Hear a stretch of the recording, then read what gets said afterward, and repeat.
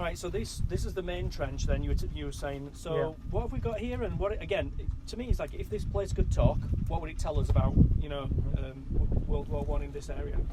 Well, this is the main fighting trench. So that was a trench that defended their battalion headquarters, their observation post.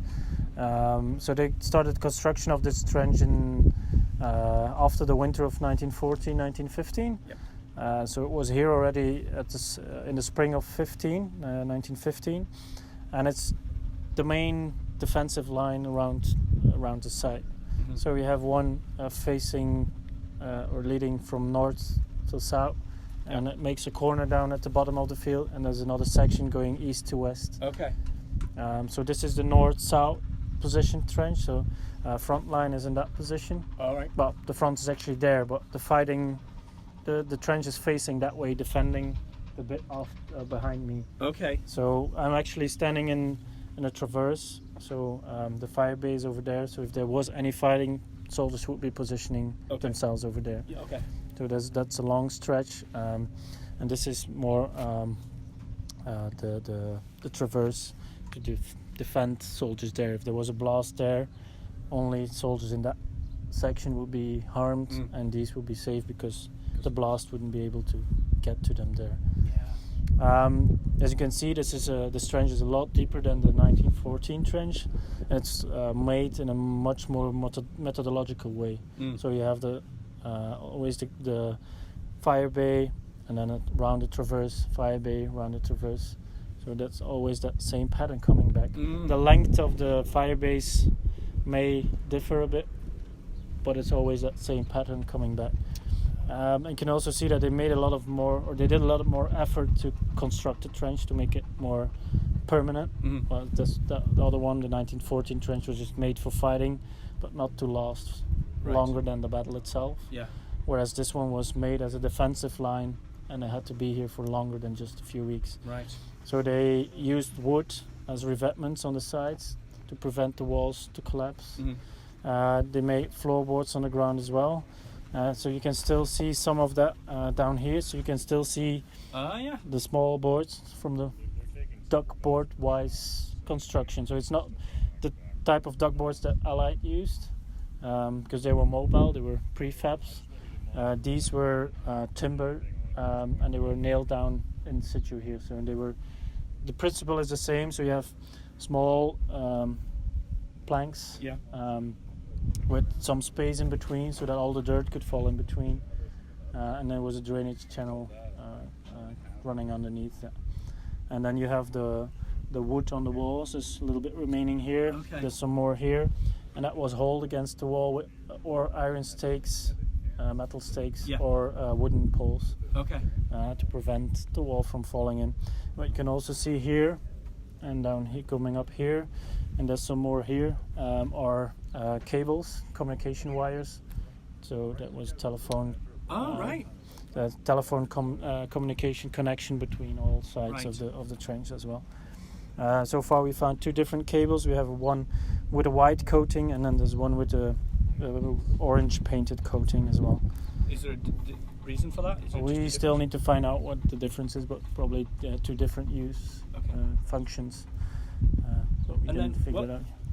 Some of the other trenches I've seen in the past have had a lot more wood. So there's not much wood. So why? There was a lot more wood down here when the war was here. Right. But as you can see, this is really dry. I'm standing at about almost 2 meters below the surface, and there's no groundwater coming up. Even in that pit behind me, that is even deeper. Yeah. It's completely dry. Yeah. So this terrain drains very well. The groundwater level is low, so that means that there's no water. No water means a lot of oxygen. Okay. And when there's oxygen, the rotting process can start.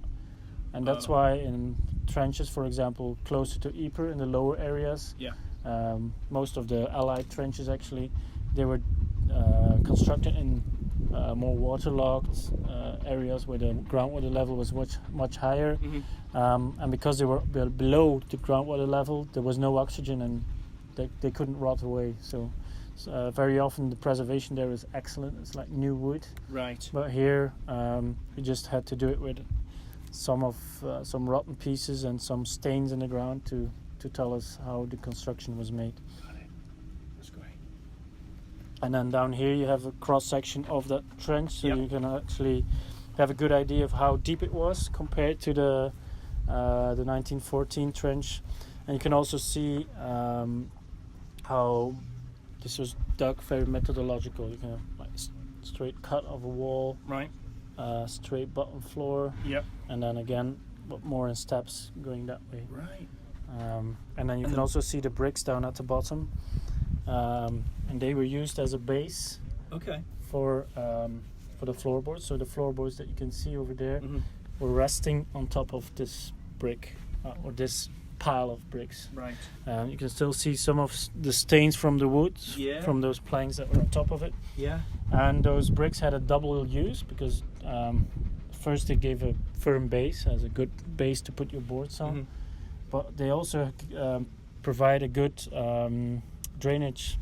Yeah. Because the water can find its way in between the bricks, whereas if you have just an open drainage pipe or something, all the mud can get stuck in between. Here there's bigger chance that there'll always be an opening for the water to escape, and there was so many bricks available because of all the buildings, so you don't see that everywhere, but when they were available they used them. Right. So it's almost It's- building a drainage system on the Yeah, ground, and down it's below. it's free construction material because it was, From all the wreckage. And Yeah. Again, because it's a village that's getting destroyed, Yeah. and then they're taking that and they're just they using use that all. to. We even found parts of what most likely is something from a church or some Gothic building, because we had a carved stone with like rosary or something. Oh my goodness. Yeah, you could see that it was chopped into something Yeah. that was made for a corner of a more Gothic building. So they reused everything that they could find.